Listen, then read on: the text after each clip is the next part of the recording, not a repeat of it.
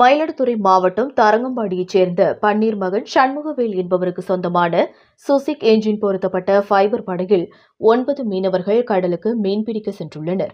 புதுப்பேட்டை மீனவ கிராமத்திற்கு கிழக்கே 5 கடல் மைல் தொலைவில் மீன்பிடிக்க கடலில் வலையை இறக்கிய போது அங்கு 3 ஃபைபர் படகில் வந்த பூம்புகார் மீனவர்கள் நாங்கள் பார்த்த மீனை நீங்கள் எப்படி பிடிக்கலாம் என கூறி தகராறு செய்ததுடன் தரங்கம்பாடி மீனவர்களை தாக்கி படகின் மீது மோதியுள்ளனர்.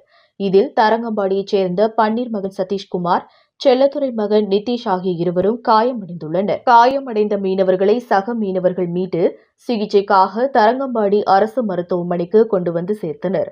பின்னர் அவர்கள் மேல் சிகிச்சைக்காக மயிலாடுதுறை அரசு மருத்துவமனைக்கு ஆம்புலன்ஸ் மூலம் அனுப்பி வைக்கப்பட்டனர். இதுகுறித்து தரங்கம்பாடி கடலோர பாதுகாப்பு குழும போலீசார் விசாரணை மேற்கொண்டுள்ளனர். இச்சம்பவமானது தரங்கம்பாடி மீனவர்களிடையே பெரும் பதற்றத்தை ஏற்படுத்தியுள்ளது. மயிலாடுதுறையிலிருந்து ரிப்போர்ட்டர் தாரிக் கனி.